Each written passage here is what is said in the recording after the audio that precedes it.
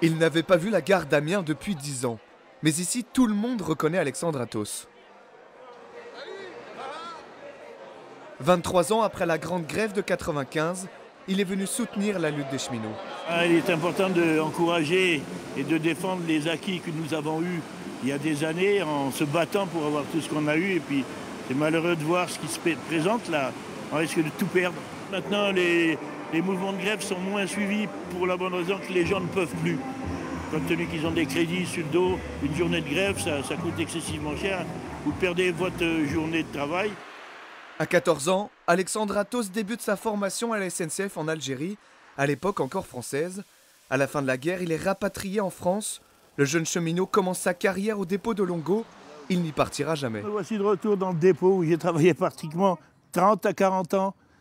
Et je réparais tous les diesels que vous avez là, les locotracteurs, les 63 000, 67 000. C'est là-dedans où j'ai passé pratiquement toute ma vie.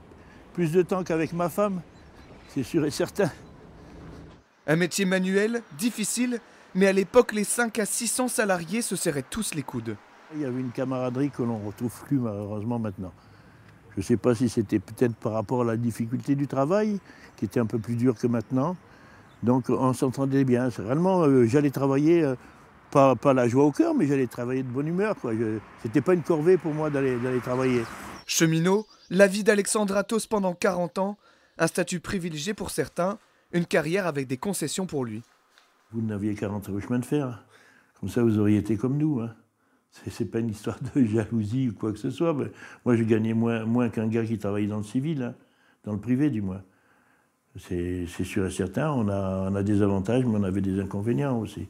Parce qu'on avait la sécurité de l'emploi. Je ne vois pas pourquoi on changerait ce genre de choses. Cet ancien cheminot aura reçu 3 médailles du mérite, une récompense symbolique pour un salarié qui ne touchait au début que 86 €. Les personnes qui nous racontaient tout ce qui s'était passé dans le temps, on ne saurait pas.